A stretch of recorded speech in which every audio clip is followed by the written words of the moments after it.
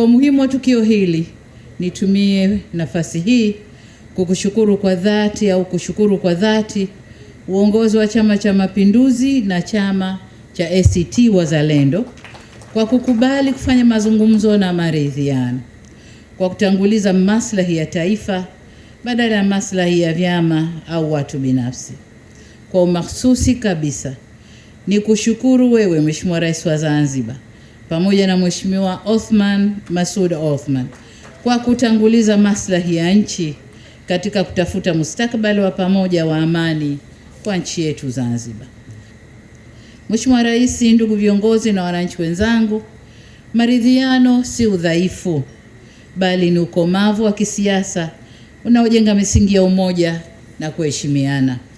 Ni ishara kwamba viongozi wanaweza kutofautiana kwa hoja, lakini wakakubaliana katika mambo ya msingi ya uendeshaji wa nchi, kujali maslahi na usawa wa wananchi na nchi kwa ujumla.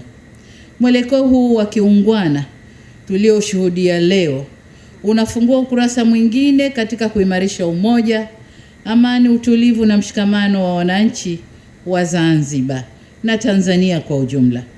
Hakika jitihada hizi zinapaswa kuendelezwa na kuenziwa.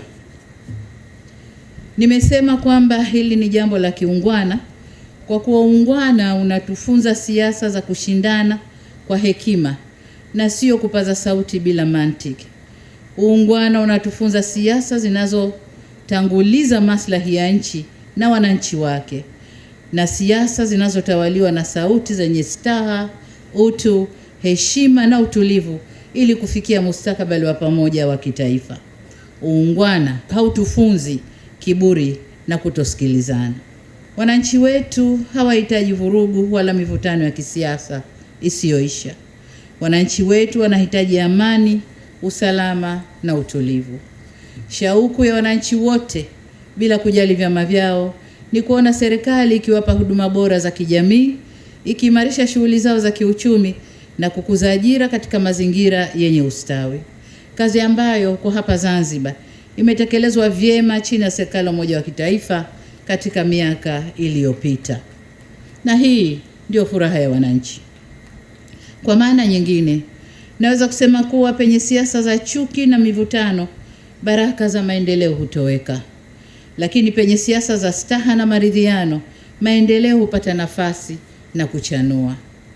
Hatua tuliofikia leo ni makubaliano ya kuunda tena serikali ya umoja wa kitaifa na kuanza mazungumzo ya mustakabali wa serikali ya mapinduzi Zanzibar. Kwa hiyo, wito wangu ni kuendelea kuyaheshimu makubaliano haya. Tuendeleze mazungumzo kwa uwazi na kuaminiana, huku tukizingatia misingi ya umoja, amani, usalama na utulivu wa taifa letu. Hekima tuliyoonyesha leo ikalindwe kwa matendo mema ya kesho, na imani tuliyoijenga kwa muda mrefu isiangushwe na maneno au mienendo isiyo na tija.